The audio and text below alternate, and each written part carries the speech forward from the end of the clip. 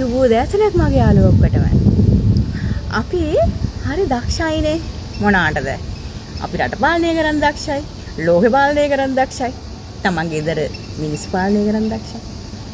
මුදල් පාලනය කරන්න දක්ෂයි. හැම දෙයකම අපි දක්ෂයි. හැබැයි අපි කල්පනා කරලා බලලා තියනවද අපේ සිත පාලනය කරන්න අපි දක්ෂද කියලා? අන්න බලන්න අපේ ලෝකපාලක දෙයියෝ ඉන්නේ කොහෙවත් නෙමෙයි. අපේ ලෝකපාලක දෙයියෝ ඉන්නේ අපි තුලමයි. බුදුහාමුදුරුවෝ අඟුලිමාලට කිව්වා නවතින්න කියලා. අඟුලිමාල දුව හිටියා. හැබැයි එක් කිව්ව කතන්දරේ තමයි තමන්ගේ සිතුවිලි වල මුලාව දැකලා තමන්ගේ සිතුවිලි වල බොරුව දැකලා තමන්ගේ සිත පාලනය කරගන්න තමන් දක්ෂ වෙන්න කියලා. ඒකයි නවතින්න කිව්වේ.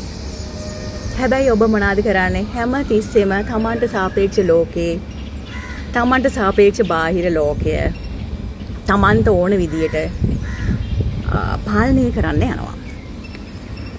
තමන්ගේ සිතුවිලි වල බොරුව තේරුම් ගත්තනම් තමන්ගේ සිතුවිලි වලට සාපේක්ෂව බාහිර ලෝකේ නිර්මාණය වෙනවා කියලා තේරුම් ගත්තනම් අම්මා තාත්තා ළමයි සහෝදරයෝ යාළුවෝ හස්බන්ඩ් වයිෆ් මේගොල්ලන්ව ඔයගොල්ලෝ පාලනය කරන්න යන්නේ නැහැ.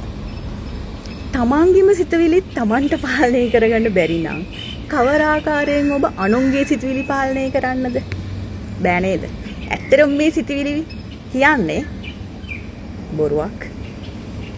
දන්නව හොඳටම මේක පෙන පිඬුවක් වගේ කියලා, මේක මිරිගුවක් වගේ කියලා.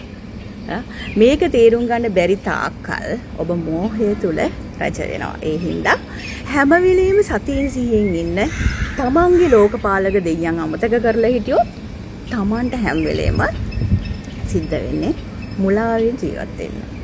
ඉතින් එහෙනම් තෙරුවන් සරණයි මගේ යාළුවෝ හැමෝම සතුටින් ඉන්න ඕනේ. එහෙනම්